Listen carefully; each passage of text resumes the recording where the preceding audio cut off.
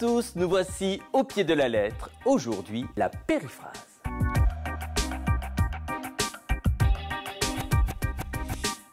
Pourquoi faire simple quand on peut faire compliqué, se demandaient les gentils Shadocks. On pourrait tout aussi bien se poser la question, pourquoi faire court quand on peut faire long? Autrement dit, pourquoi ne pas utiliser des périphrases?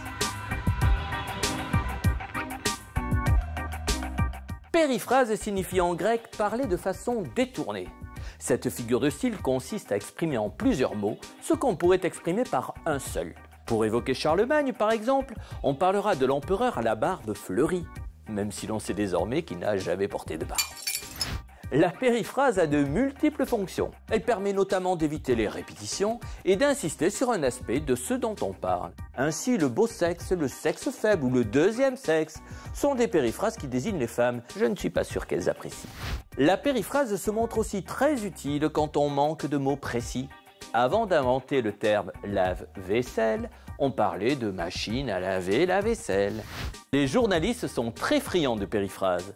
Le premier magistrat de la ville a rencontré les forces de l'ordre signifie que le maire a rencontré la police. Il l'utilise même jusqu'au cliché, en parlant par exemple des soldats du feu pour évoquer les pompiers. Mais il y recourt beaucoup moins que les précieux et les précieuses du XVIIe siècle, dont Molière s'est si bien moqué. Il faut dire qu'avec eux, la chandelle devenait le supplément du soleil et accoucher, subir le contre-coup des plaisirs légitimes. Plus tard, Victor Hugo plaidera pour la simplicité. J'ai dit au long fruit d'or, mais tu n'es qu'une poire. Pourtant, la périphrase possède des charmes esthétiques évidents. Souvenez-vous de la façon dont La Fontaine désignait le chêne, celui qui de la tête au ciel était voisine et dont les pieds touchaient à l'empire des morts. Bon, en un mot commençant, au pied de la lettre, c'est terminé. À bientôt.